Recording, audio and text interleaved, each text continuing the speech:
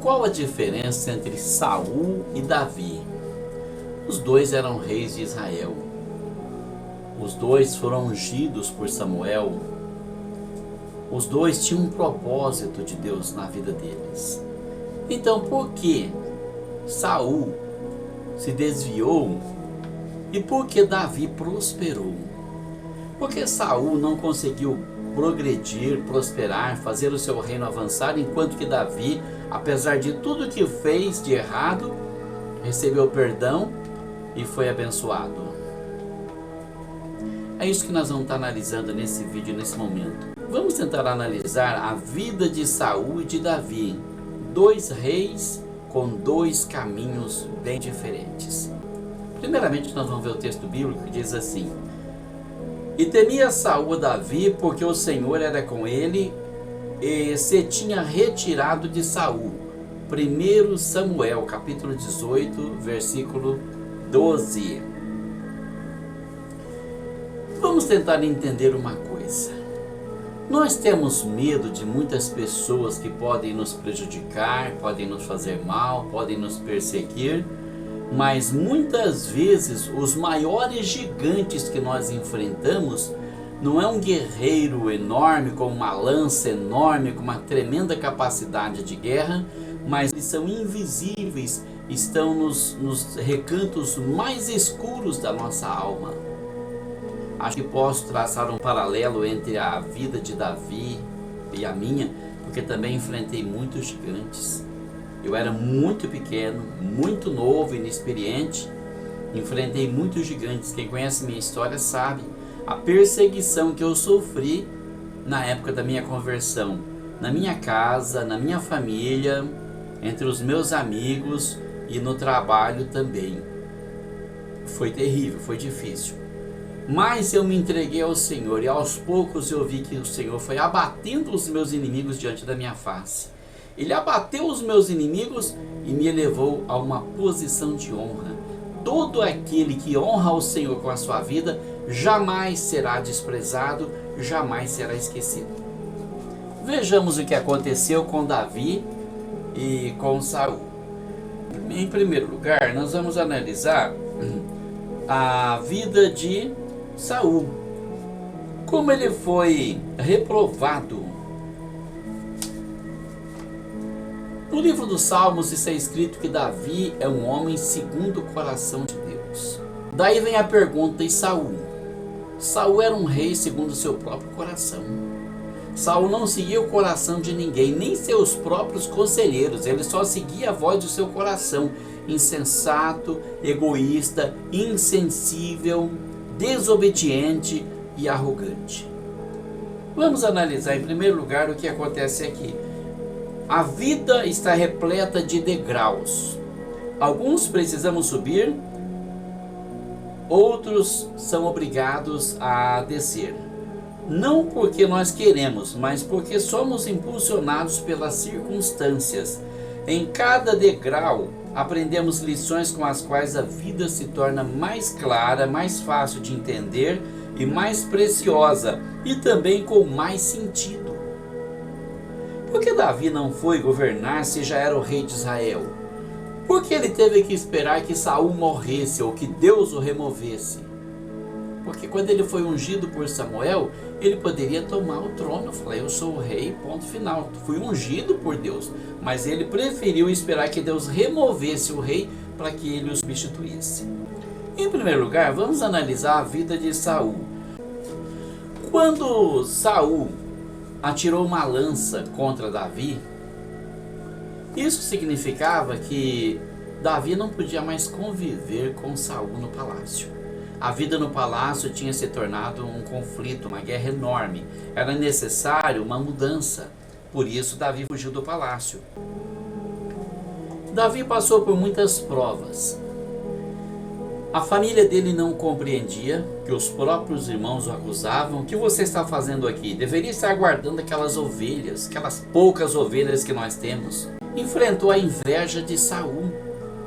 Saul deveria ter tido orgulho de Davi. Quando ele entrava com o exército e as mulheres cantavam: Saul matou milhares e Davi matou 10 milhares. não era para humilhar Saul, era para exaltar Davi. E ele deveria sentir orgulho e falar: meu guerreiro, meu genro está sendo exaltado, está sendo aclamado. Mas ele sentia inveja. Como muitos pastores hoje, que vê alguém sendo abençoado por Deus com uma palavra poderosa e põe a pessoa no banco. Fala: essa pessoa não vai mais pregar, porque ela está pregando melhor do que eu. Deus está usando mais essa pessoa do que eu. E nós encontramos muitos Saús nas igrejas. Eu encontrei muitos, encontrei um punhado. Eu já disse uma vez num vídeo aqui que me negaram um púlpito com menos de 30 pessoas e hoje Deus me dá um púlpito com quase 30 mil pessoas. Porque Deus é aquele que abate o soberbo e exalta o humilde. Por isso é bom, quando a gente é humilhado, ficar num cantinho sem reação. Não comprar briga com aquela pessoa. Porque Deus está vendo a injustiça que estão fazendo com você e Ele vai comprar briga no seu lugar. É Ele que vai brigar por você. Por que Davi foi tão vitorioso nas suas batalhas? Porque não era ele que batalhava, era Deus que guerreava por ele. Porque Saul fez as suas próprias batalhas e foi um fracasso. Algumas vitórias, umas poucas vitórias e muito fracasso. Mas Davi sempre se entregou ao Senhor. Deixou que o Senhor batalhasse no lugar dele. E teve vitórias estrondosas em todas elas. Não perdeu uma sequer. Porque Deus era com ele. Saul foi reprovado pela sua impaciência. Saul tinha sido ungido rei de Israel. Mas de repente, ele precisava de uma confirmação. O povo não o aceitou imediatamente. Foi necessário acontecer uma batalha tremenda em que Saul tivesse vitória para que o povo o aceitasse. Mas Samuel ainda não havia entregado o cetro na mão de Saul. E Saul precisava de uma confirmação. E Samuel disse para ele: olha, nós vamos à guerra contra os filisteus. E você me espere em Gilgal durante 7 dias. Quando chegar, eu farei o sacrifício, oferecerei ao Senhor, orarei pelo exército, então você vai e Deus vai te dar vitória. E Saul ajuntou o povo ali em Gilgal, o seu exército, e ali ele ficou esperando que Samuel aparecesse. Esperou 7 dias certinho e Samuel não apareceu. Saul ficou impaciente. Ele percebeu que um voltava para casa, o outro pegava outro rumo, as pessoas foram se dissipando. Ele imaginou: daqui a pouco eu vou estar sozinho aqui, como é que eu vou para a guerra sozinho? Mas é na hora da provação, na hora da necessidade, é que Deus te dá a vitória. Deus providencia para você uma vitória, é na sua necessidade, não na fartura. Não é na hora que a mesa está cheia, a geladeira está cheia, que Deus vai te abençoar. Porque você já está abençoado, você não precisa dele. Você precisa dele é na hora da dificuldade. E Saul viu aquilo e disse: meu Deus, me perdoa, mas eu vou ter que fazer o sacrifício. E não era a função do rei oferecer sacrifício. Isso foi um sacrilégio, um pecado gravíssimo. E ele se adiantou e pegou a novilha e ofereceu em holocausto. E quando ele terminava o sacrifício, então Samuel apareceu. Samuel estava velhinho, demorava para andar, demorava para chegar. Naquele tempo não tinha transportes rápidos e confortáveis como hoje.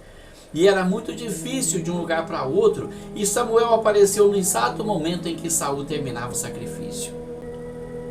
E Samuel ficou muito bravo. Samuel disse: o Senhor vai te reprovar. O Senhor vai te rejeitar porque você rejeitou o mandamento do Senhor.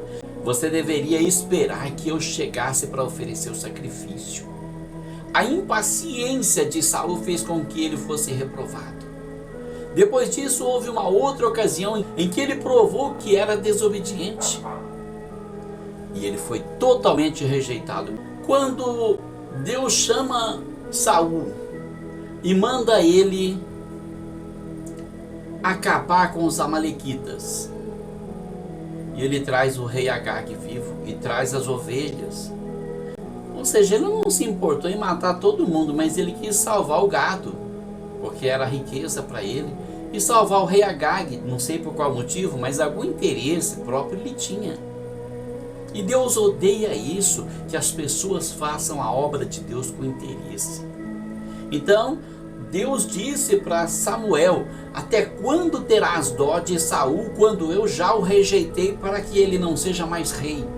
Toma um vaso de azeite e vai até a cidade de Belém, porque lá eu me provi de um rei.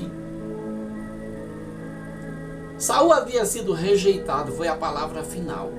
A sua impaciência, a sua rebeldia, ou seja, a sua obediência parcial. Quando Deus, através de Samuel, manda Saul acabar com a nação dos amalequitas, porque eles atacaram Israel pelas costas no deserto, e Saul mata os amalequitas, mas traz o rei vivo e uma parte do gado. Obediência parcial. Tem muita gente assim hoje, né? Muita gente faz coisa errada e fala: ah, eu não acho que isso é errado, eu acho normal. Tem gente que faz coisa pior, então porque alguém faz coisa pior, você está desculpado para fazer uma certa coisa errada. Porque alguém fez um crime mais grave, você pode fazer um crime leve, que Deus não vai levar em consideração. E a obediência da palavra, a obediência restrita.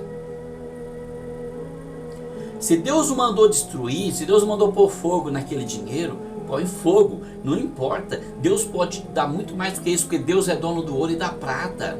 Agora eu vou levar o gado para casa, porque esse gado vai servir para alimentar o meu povo, o meu exército. Vou levar o rei Agag vivo, porque eu posso fazer uma barganha com ele, ganhar algum dinheiro, e talvez prestígio político, talvez para ser um conselheiro, porque ele talvez tivesse muita estratégia militar.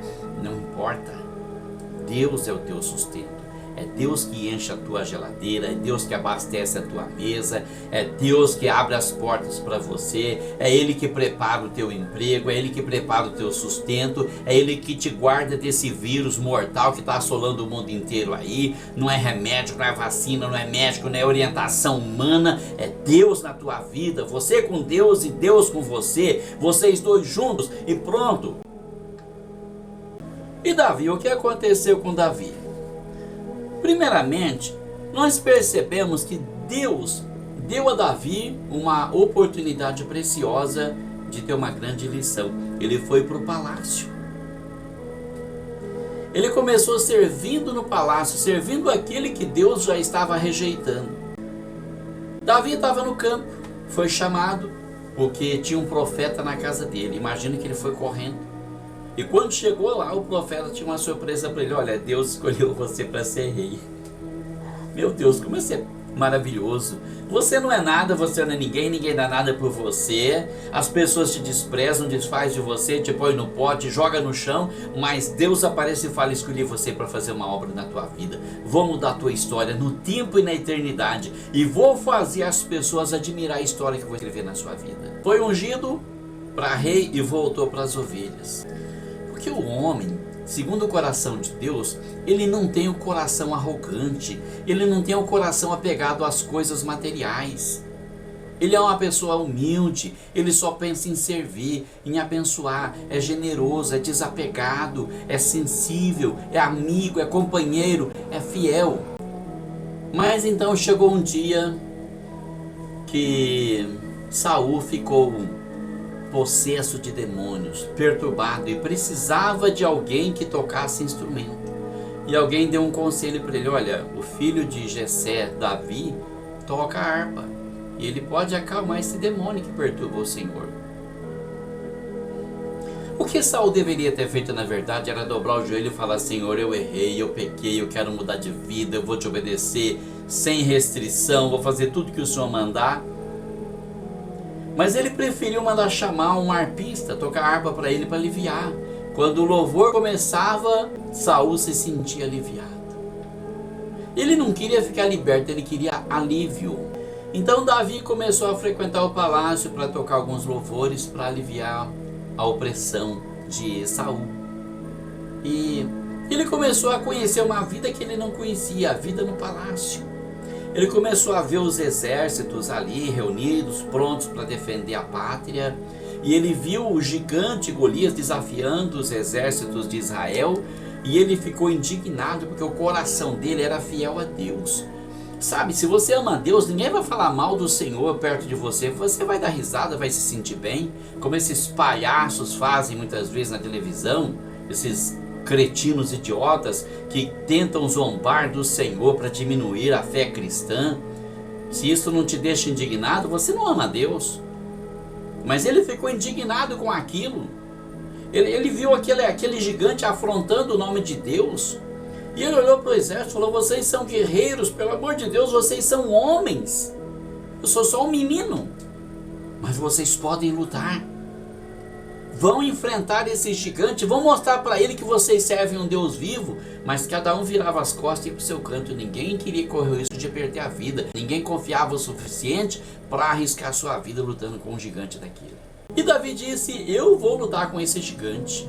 Sabe por quê? Ele não se importava em perder a vida. Ele só queria que o nome do Senhor fosse honrado e não vilipendiado. Então ele foi, lutou com o gigante. Deus deu vitória para ele, que um menino inexperiente derrotou um gigante guerreiro como Golias. E ele começou a ser admirado primeiramente pelo exército e depois pelo próprio povo. Por que ele fez isso? Porque ele aprendeu muito cedo na vida que o dever de um servo de Deus é servir. O homem, quando chega na liderança, ele precisa entender que ele está ali para servir. Reinar é servir. Reinar não é ser senhor das pessoas, como muita gente faz. Há pouco tempo atrás eu vi uma construção de uma igreja e eu vi os obreiros dedicados, membros de igreja, presbíteros, diáconos, trabalhando duro ali para construir a igreja. E o pastor bonitão, todo limpinho, em pé, olhando eles trabalhar, como se fosse o patrão. Sabe? Ser obreiro de Deus não é ser patrão, não é ser senhor, não é ser rei. Ser obreiro de Deus é ser servo, é dar exemplo, é ser o primeiro a pegar na massa. Nós temos concepções muito erradas a respeito de servir a Deus. Há pouco tempo atrás, veio um rapaz na minha casa que tinha ido para uma cidade de fora para ser pastor de uma igreja. E eu disse para ele: vai tudo bem lá? Ele disse: vai, os irmãos cuidam de mim. Eu disse: não deveria ser o contrário? Você não deveria estar cuidando deles? Não, eles cuidam de mim, não me falta nada. Eu disse: está tudo errado. Isso é uma inversão de valores. Não foi isso que Jesus ensinou. Jesus disse que ele era chamado de mestre e senhor, e com razão, porque ele era, mas ele dava o exemplo, ele servia. Uma das coisas que mais me chama a atenção na vida de Davi é que ele foi rei como se não fosse.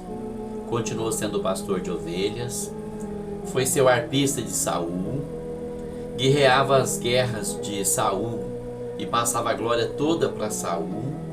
Nunca quis ser rei, nunca se importou, nunca quis o primeiro lugar, apenas servia. Ele era como se não fosse. Ele já era rei, já era ungido, mas era como se não fosse. Apenas pensava em servir e não se exaltar, não se engrandecer. Ele reinava sem título de rei.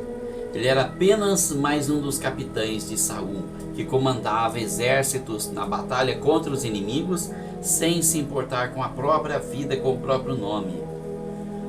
Agora nós paramos para pensar em tudo isso aqui, tudo que aconteceu com Davi. Qual seria a maneira correta de enfrentar as crises e as perseguições que ele passou? Eu paro para pensar na minha vida, no que aconteceu.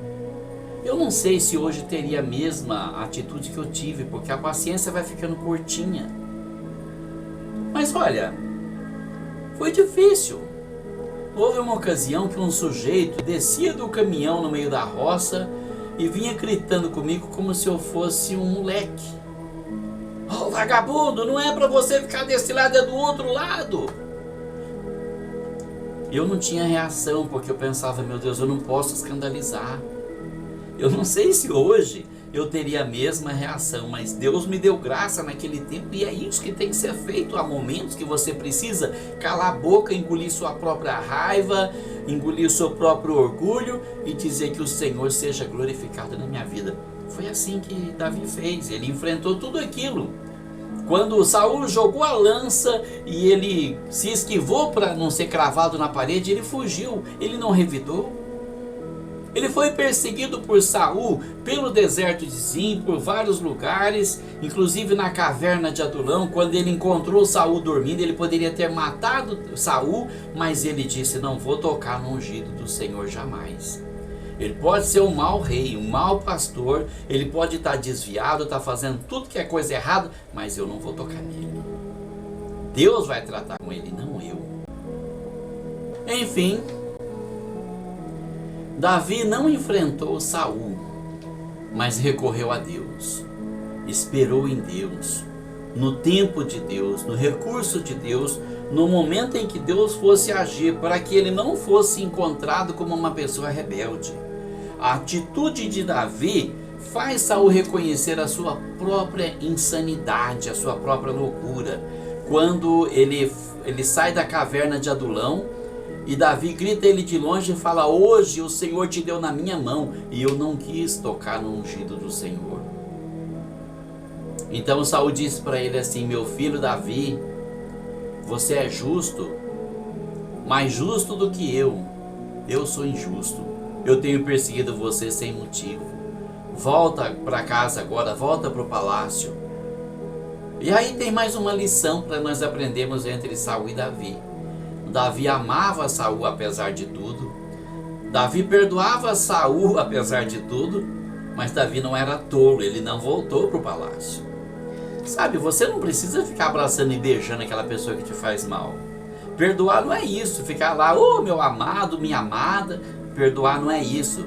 Perdoar é deixar a pessoa na mão de Deus. Deixa Deus fazer o que achar melhor. Não vou orar para Deus matar essa pessoa, não vou pedir para Deus estrangular essa pessoa. Vou falar: Senhor, toma uma providência. Se Deus quer salvar a pessoa, se Deus quer perdoar a pessoa, amém, eu também tenho que fazer isso. Quem sabe Deus vai transformar aquele meu inimigo num irmão amado. E aí sim eu vou poder dar um abraço nele. Mas eu tenho que deixar nas mãos de Deus. Deixar Deus fazer o que Ele acha melhor. E Deus vai fazer. E se a pessoa não reconhecer que Jesus é o Senhor e se humilhar diante dele, então Deus vai quebrantar ele no meio, vai arrebentar com ele, como fez com Saul. Entregou Saul na mão dos filisteus. Saul morreu, não ficou ninguém que pudesse pretender ao trono de Israel. E então Davi foi elevado a rei de Israel. Mas nem por isso Davi se alegrou com a morte de Saul. Nem por isso ele disse: bem feito, gostei, ainda bem que ele morreu. Não, de maneira nenhuma. Ele se entristeceu, ele chorou, ele lamentou a morte de Saul. Ele fez o hino do arco, que está escrito lá no livro de Samuel, um hino que ele mandou os outros cantarem ainda em louvor a Saul, o grande rei Saul, que por mais errado que tenha sido, fez parte da gloriosa história de Israel. Foram dois reis e dois caminhos bem diferentes, dois destinos diferentes. Saul precisou se matar porque não queria morrer nas mãos dos filisteus. Davi morreu velhinho, cheio de glória. Ficou conhecido o seu reinado como a época de ouro do reino de Israel, porque ele não tomou a vingança, a justiça nas próprias mãos. Quando Saul morreu, os inimigos de Saul desfilaram com a cabeça dele, os filisteus. Mas eles pensaram que tudo tinha se acabado. Israel estava perdido, seria subjugado, agora seriam escravos deles. Mas a morte de Saul possibilitou a elevação de Davi, que se tornou o grande líder de Israel e derrotou todos os inimigos do povo de Israel. Quando eles pensavam que iam prevalecer, eles estavam sendo derrotados. Acuar e matar Saul foi a derrota dos filisteus e de todos os inimigos de Israel. Há uma semelhança entre a vida de Saul e Davi e de Jesus. Jesus humano também precisou morrer. Quando o inimigo matou Jesus na cruz, ele pensou que estava acabado, a missão acabada, tudo acabado, os pecadores perdidos. Mas então entrou Jesus divino na história, aquele Jesus que reassumiu a sua natureza divina e então subiu ao céu para reinar para sempre e para interceder por nós. não ficamos perdidos, estamos salvos, porque Jesus vive. Ele vive. Ele vive. Davi tipifica a ressurreição de Jesus. Vivo como eterno sacerdote nos céus, intercedendo por mim e por você. Embora muitas pessoas digam que existem mediadores entre Jesus e os homens, isso é mentira. Só há necessidade de haver uma mediação que é entre Deus e os homens, Deus santo e o homem pecador. Por isso Jesus se tornou humano. Mas com a sua morte, ele reassumiu a sua natureza divina que já existia antes de sua vinda ao mundo. E agora esse Jesus, esse Deus humano, Jesus, está diante do Pai para interceder pelos pecadores. Que Deus abra sua mente, que Deus mostre para você o plano que Ele tem na sua vida, o seu propósito, que você possa se enquadrar no plano de Deus para ser abençoado por Ele, que você possa ser um novo Davi nas mãos de Deus. Que Deus te abençoe, em nome de Jesus.